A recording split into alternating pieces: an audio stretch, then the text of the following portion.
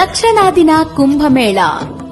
తెలంగాణ రాష్ట్ర ప్రభుత్వం దేవాదాయ ధర్మాదాయ శాఖ అత్యంత ప్రతిష్టాత్మకంగా నిర్వహించే సరస్వతి పుష్కరాలు.